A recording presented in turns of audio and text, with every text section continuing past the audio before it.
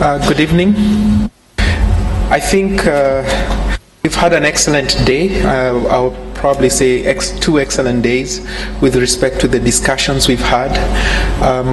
My task this afternoon is to give a summary of what we've pretty much gone through today, and then before we go on into the closing session. So today we started off in the morning with a keynote presentation from Michael Kende on the African internet economy, and looking at basically looking at some work that Michael is a paper that Michael is working on the internet economy in Africa. Through his presentation, there were a couple of things that came out strongly to me, and I'm sure each one of you was able to pick one or two things. First, to me, it was quite interesting to see that the GDP ratio of ICT in the US is at 7%, and for OECD countries is at 6%. I thought it was always much higher than that, but it was quite interesting to see where it is. And equally, to see that from the way we've looked at it traditionally, that thinking that more ICT means the impact that you have is to those ICT companies, but actually the companies that tend to benefit the most are the traditional businesses when they go online, and that's where this really has a huge impact. And equally, from the data that Michael was presented, it was quite clear that from the amount of transactions held, about 10% of that is what goes to business to customers, while the majority of the 22 trillion goes to business environment, or other transactions. So that was quite interesting from an overview, and also in terms of guiding discussions that we will have going forward, is realizing that where the actual impact lies is between business to business transactions, and business to customers is something that sort of doesn't take a significant portion of that, but equally has an impact. So it's good to see those statistics from elsewhere, and know that as we're going into the future of e-commerce or the internet economy, those are the key areas that we need to pay attention to in understanding how the dynamics work. In addition to that, Michael did cover something, the impact that is being created by the intermediaries, the various platforms, and how that is panning out. But with the particular interest of something I caught was that only 32% of the companies that are established or registered, being enterprises, I guess, which have at least 5 people employed, have a website. And I think, in my own personal view, most of those companies do, even if they have a website. I would be very curious to know what's on that website. Some of them may just actually have static websites that have not been updated for many years. So it will be useful to evaluate that going forward and see how that can be transformed. So that was quite an interesting stage-setting presentation we got from Michael this morning. And the subsequent discussions or panel sessions, which sort of took a deep dive into those discussions, into that keynote rather, was a look at the innovation hubs, which was presented by Martin from Kenya, showing the number of tech hubs. I was pleasantly surprised to see that there are at least 314 tech hubs in the region, in 93 cities, and in 42 countries. That's almost 80% of Africa, which is quite extensive and means that the reach is there. And of course, the many hubs, what is coming out of these hubs, we were able to see what's coming out of these hubs in terms of applications, solutions, trying to address some of the local challenges that are faced in those regions.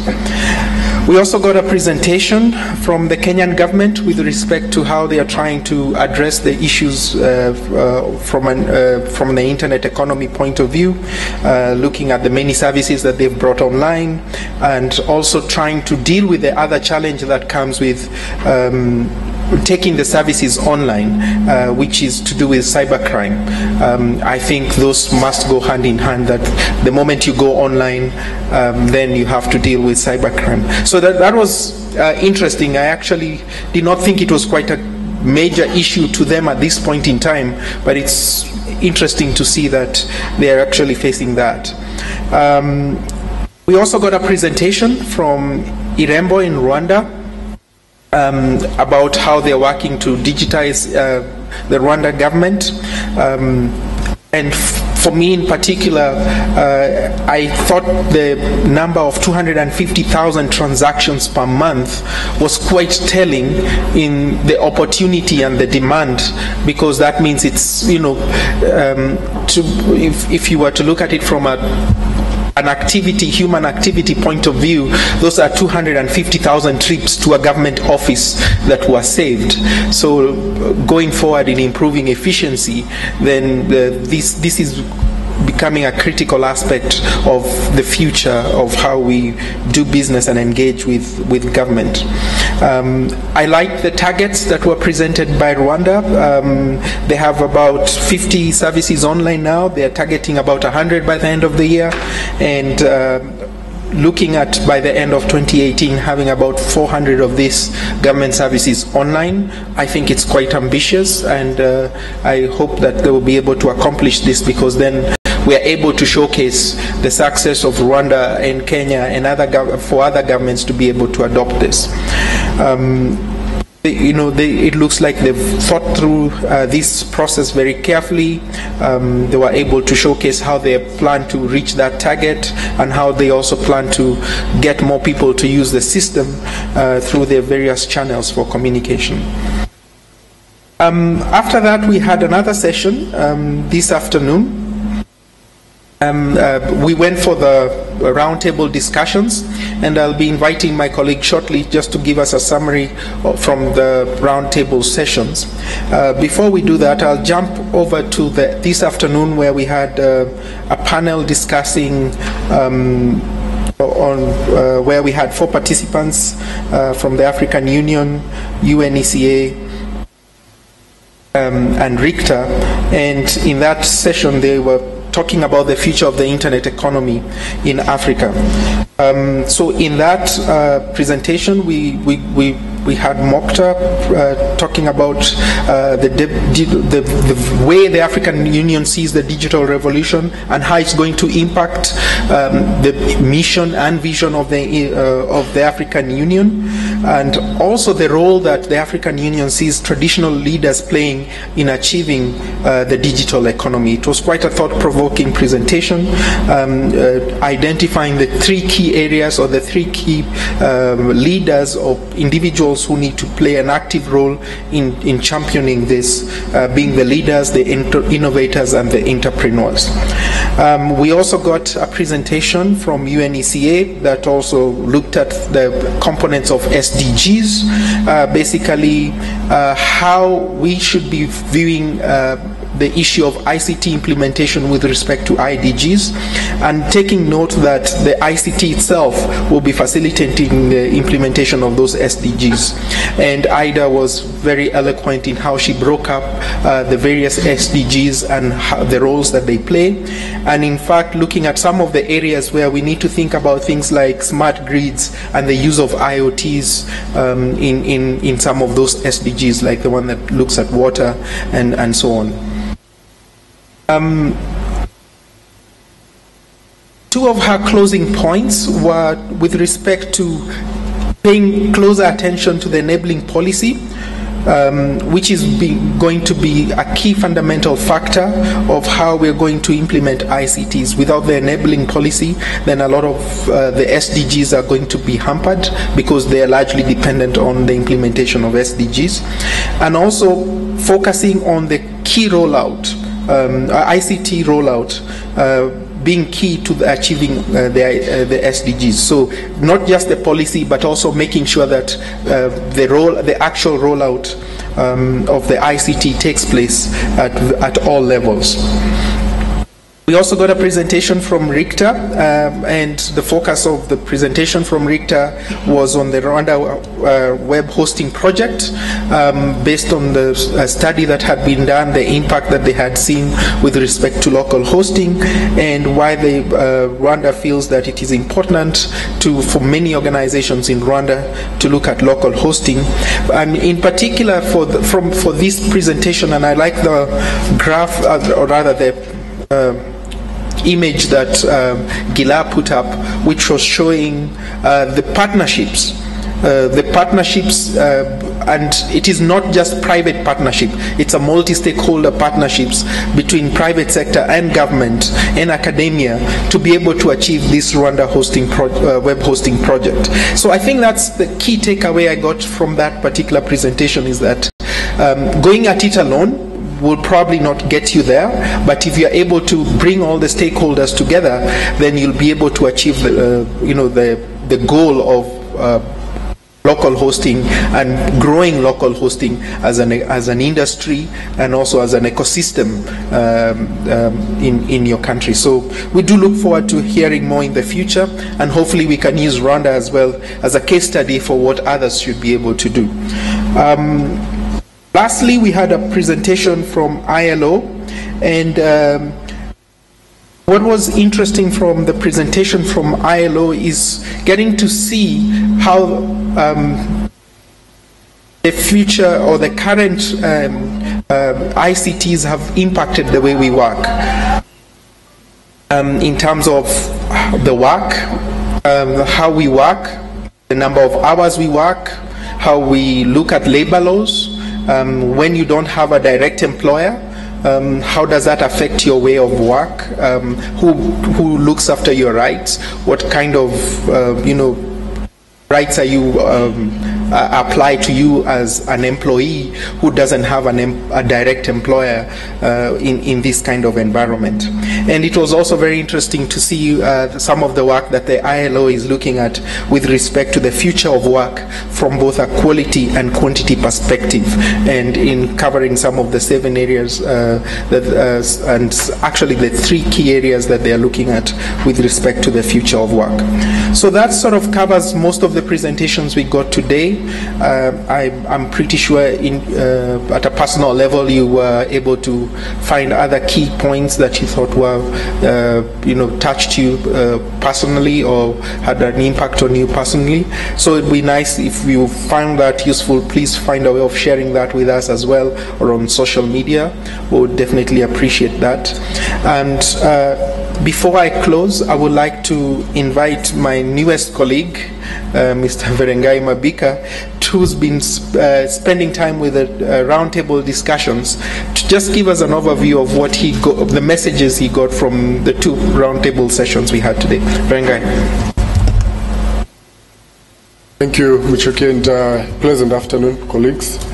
I'll quickly just these are just quick highlights of some of the discussions we had from the 2 breakaway sessions. Quickly, the first breakaway session was just looking at the current state, or sort of an assessment of the current state of things, and the discussions were mostly guided by the 3 topics that looks at business adoption and usage of internet, and also a very strong focus on innovation and entrepreneurship, because I think even from the morning session there was quite some discussion on how we should promote innovation, internet innovation and entrepreneurship in Africa.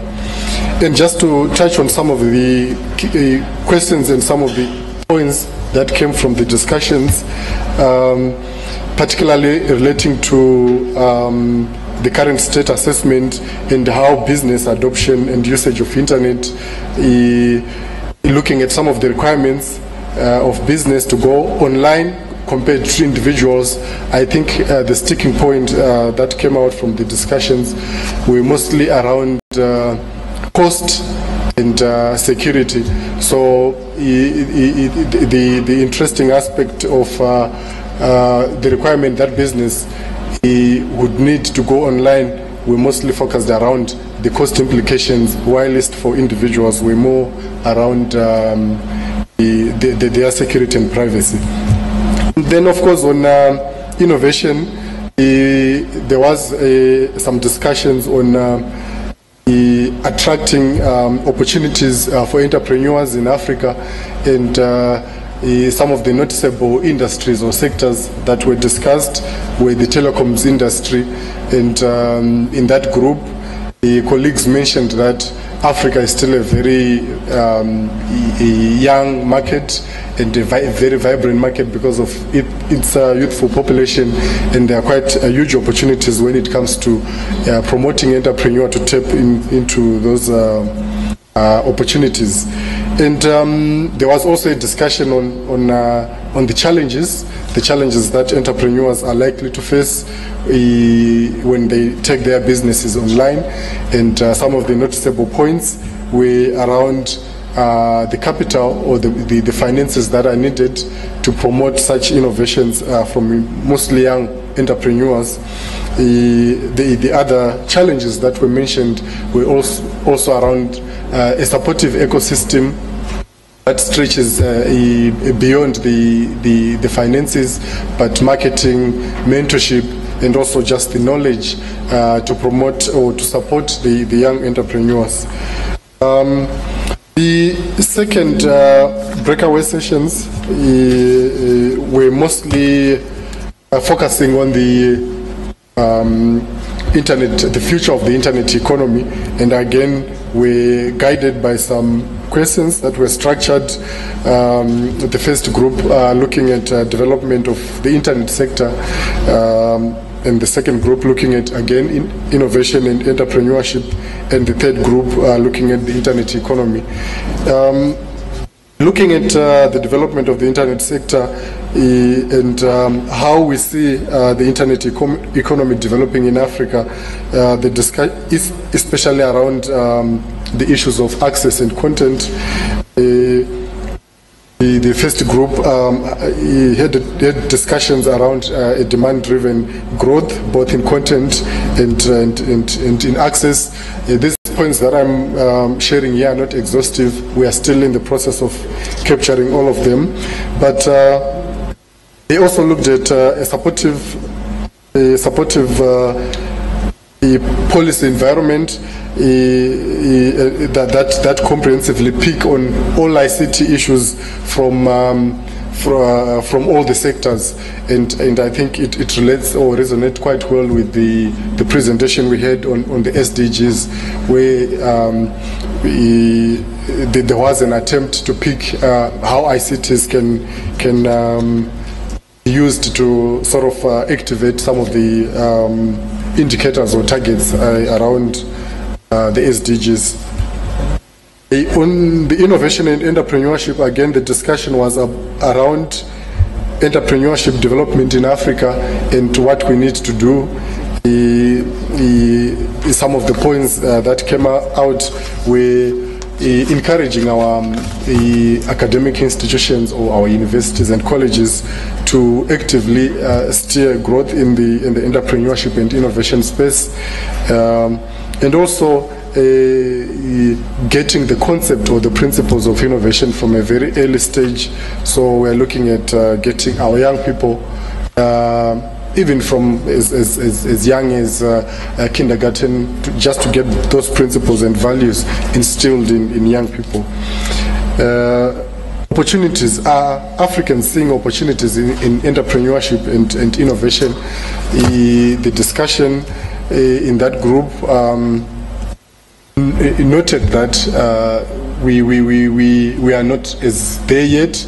There are indications that there is some innovation and entrepreneurship going on, but we still have a long way to go, and the opportunities are huge, but there is we still need to steer that ecosystem and get more and more young people to be able to identify the opportunities.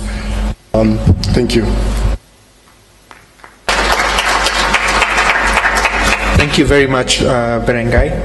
I also just remember that I did not mention one particular presentation that was done by Alex Masika from BRIC, updating about the innovative startups in Kenya and what also they are doing at BRIC, which sort of helped showcase a lot of what is going on in Kenya. So I think that sort of provides an overview of what happened today and what happened in the roundtables as well. And as mentioned yesterday by my colleague Constance, a lot of this information is going to go into the reports, the work that is being done. In particular, the work from the roundtables is going to be taken in by Michael Kende. So we are reaching out to the session rapporteurs and moderators to make sure that we get the input, all the input from the roundtable discussions, so that we can use this to complete the report, and hopefully it will be launched in the next couple of weeks. I think our target is AIS in Nairobi for the launch of the report. So the input from here is very critical to us being able to successfully launch those reports with, and I have to insist, with your input. That's really a key goal for this particular session that we had today. So with that, I would like to conclude here and hand it over back to Bethel. Thank you very much.